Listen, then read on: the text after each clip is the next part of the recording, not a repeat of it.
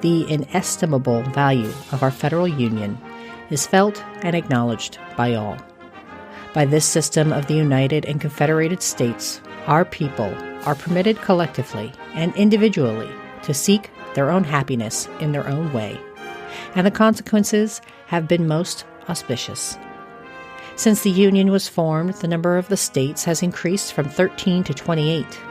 2 of these have taken their position as members of the Confederacy within the last week. Our population has increased from 3 to 20 millions. New communities and states are seeking protection under its aegis, and multitudes from the Old World are flocking to our shores to participate in its blessings. Beneath its benign sway, peace and prosperity prevail. Freed from the burdens and miseries of war, our trade and intercourse have extended throughout the world. Mind, no longer tasked in devising means to accomplish or resist schemes of ambition, usurpation, or conquest, is devoting itself to man's true interests in developing his faculties and powers and the capacity of nature to minister to his enjoyments.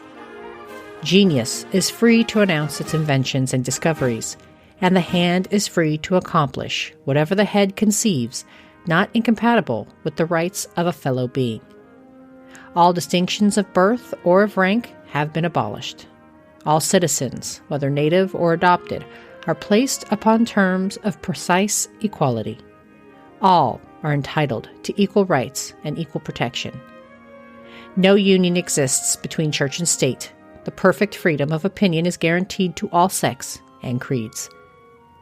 James K. Polk, March 4th, 1845. Welcome to Civics and Coffee. My name is Alicia, and I am a self-professed history nerd. Each week, I'm going to chat about a topic on U.S. history and give you both the highlights and occasionally break down some of the complexities in history and share stories you may not remember learning in high school, all in the time it takes to enjoy a cup of coffee.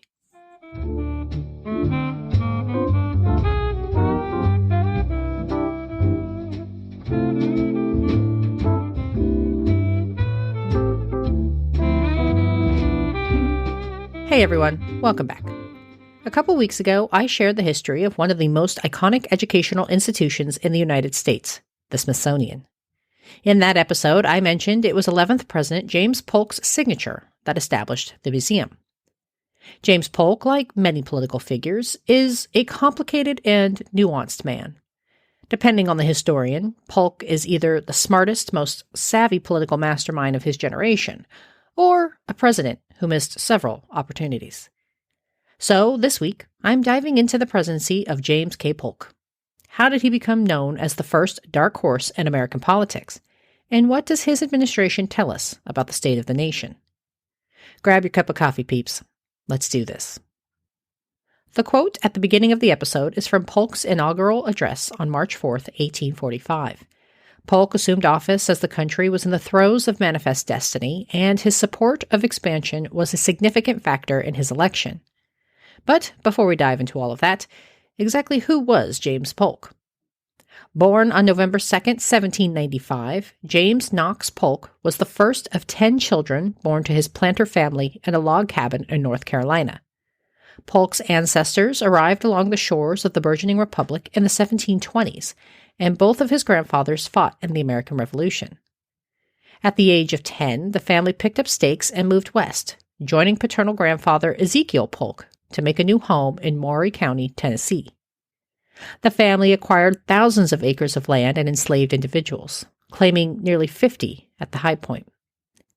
Polk was committed to education and graduated from the University of North Carolina in 1818 before pursuing training as a lawyer.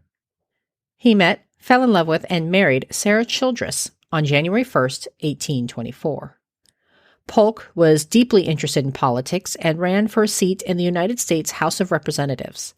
Politically astute, Polk helped ensure victory by supplying loads of liquor to the local election districts, including gallons of whiskey, cider, and brandy. His ploy worked, and Polk captured the seat in 1825. He served 7 terms in the House and secured the speakership in 1835. Polk was a close friend and political ally of former episode subject Andrew Jackson and his support of the man referred to as Old Hickory earned Polk his own moniker, Young Hickory. During his time as Speaker, Polk worked hard in support of Jackson and later Van Buren's policies, including securing and enforcing the gag rule, prohibiting the discussion of slavery in the House. However, with the economic downturn that came with the Panic of 1837, Polk decided his time in the House was nearing its end, and instead of facing an election loss, announced his decision to not run again in 1839, instead shifting his focus to become governor of Tennessee. Polk successfully challenged Whig incumbent Newton Cannon, winning the governor's seat by just under 3,000 votes. Unfortunately, the economic recession made being a Democrat unpopular, and Polk lost his bid for re-election in 1841. And a second failed challenge for the governorship in 1843 prompted Polk to reassess his political future. Unable to win at the state level, Polk was not quite done, and therefore shifted his attention again to federal office. Not interested in reliving his time as a member of the House, and probably more than a little worried about his chances in a Senate campaign, Polk put his attention toward securing the vice presidency. Behind the scenes, Polk worked with his friends to start a letter-writing campaign to the political players in the Democratic Party, touting his availability for the second spot, fully anticipating Martin Van Buren's nomination at the upcoming convention. However, at least one party elder was unimpressed with Van Buren and sought to shake things up by courting a different candidate. One of the most contentious issues heading into the 1844 election was the debate over Texas annexation. Whig candidate Henry Clay came out in opposition to annexation, and incumbent John Tyler was very vocally in support of it. However, without a party or any structured base rallying behind him, Tyler's chances at winning re-election were growing dimmer by the day. This gave Martin Van Buren the opportunity to put himself firmly in the camp of annexation, differentiating himself from his main opponent, Clay.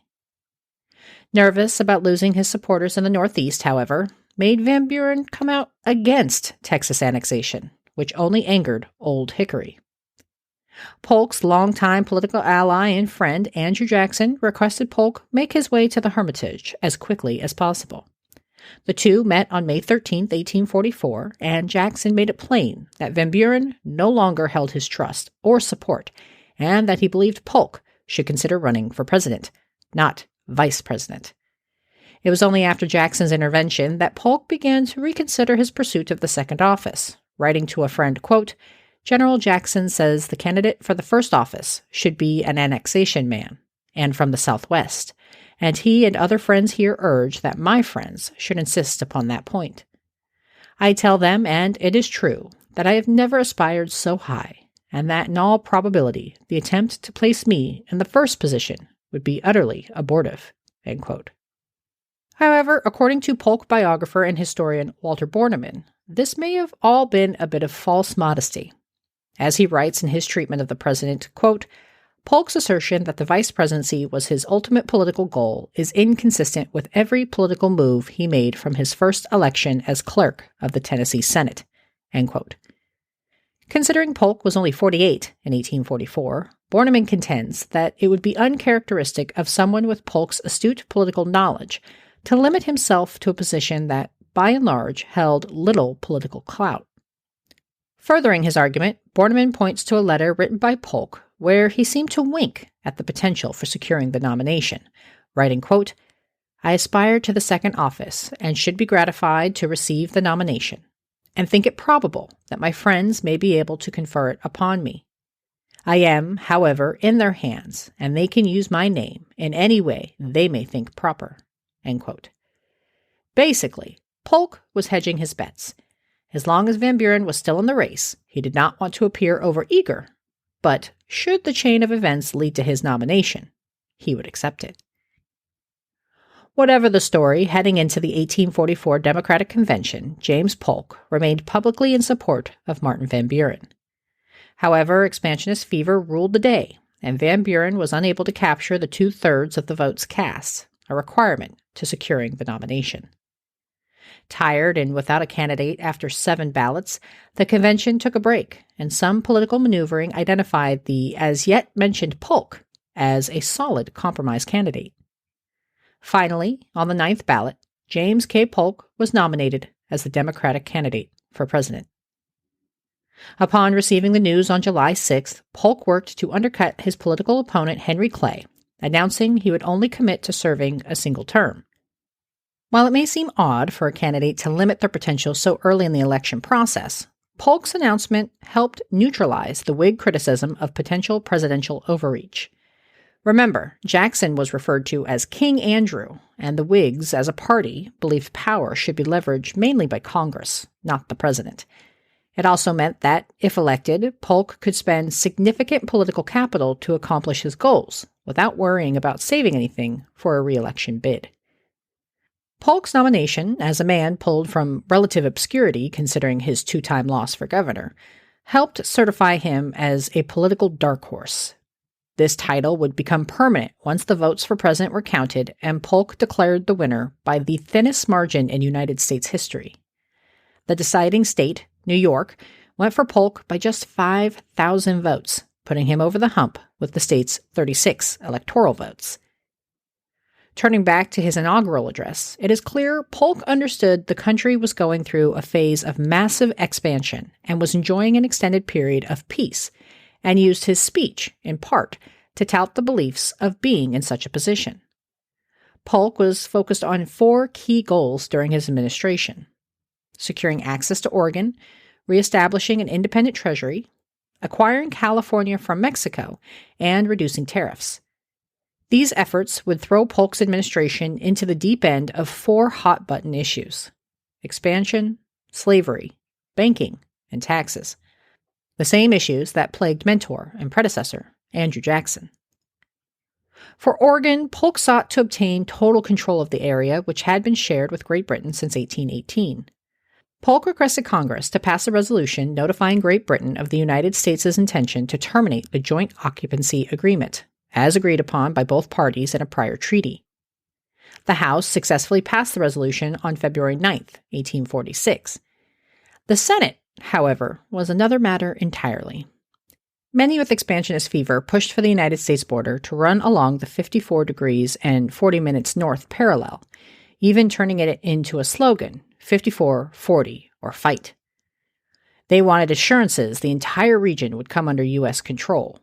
While Polk initially called for similar terms, he inevitably ended up accepting a compromise where the United States border stood at the 49th parallel.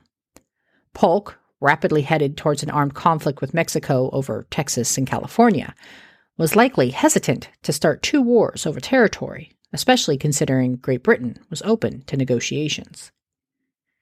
As for the fight over Texas and California, well, that's a bit more complicated.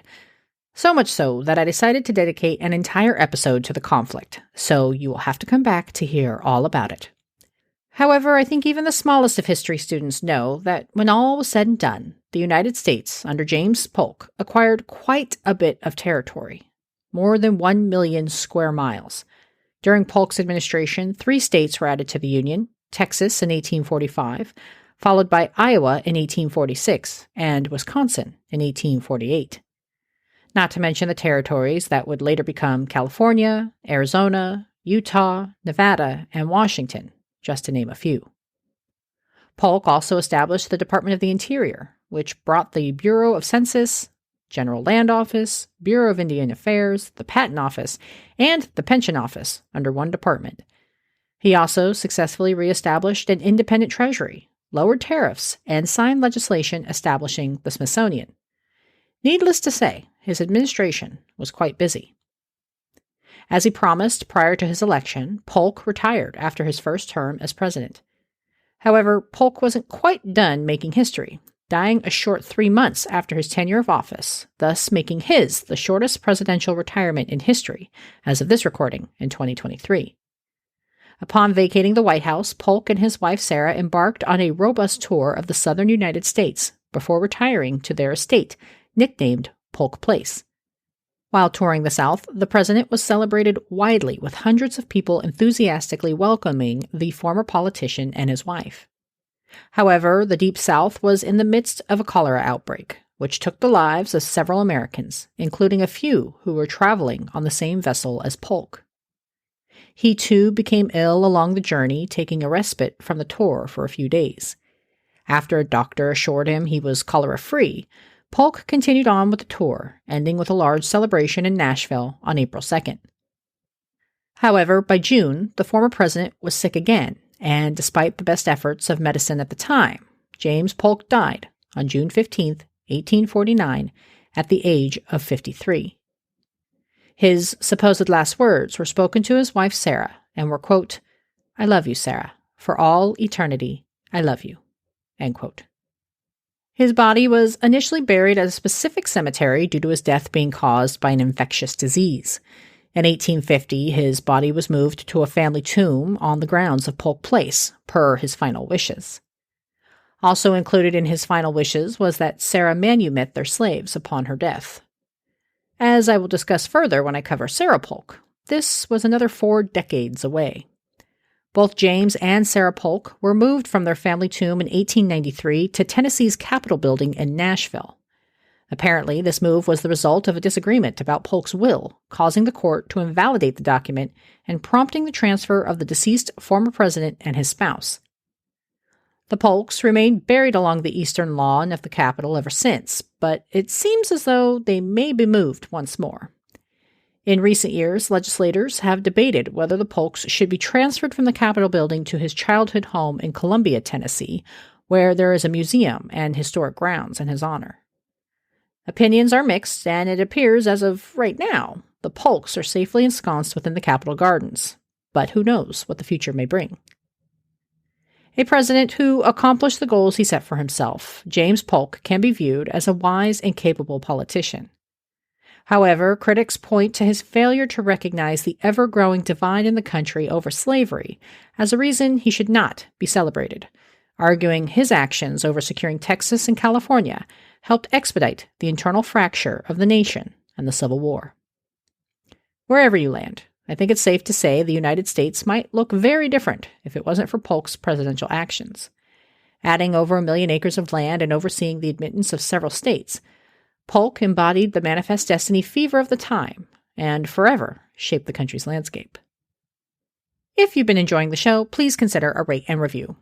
Spotify, Good Pods, Podchaser, Apple Podcasts, your options are endless.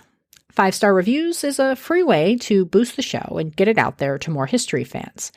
And for source material, transcripts, and other ways you can support the show, head on over to the website at www.civicsandcoffee.com. Thanks, peeps. I'll see you next week. Thanks for tuning in, and I hope you enjoyed this episode of Civics and Coffee. If you want to hear more small snippets from American history, be sure to subscribe wherever you get your podcasts. Thanks for joining me, and I look forward to our next cup of coffee together.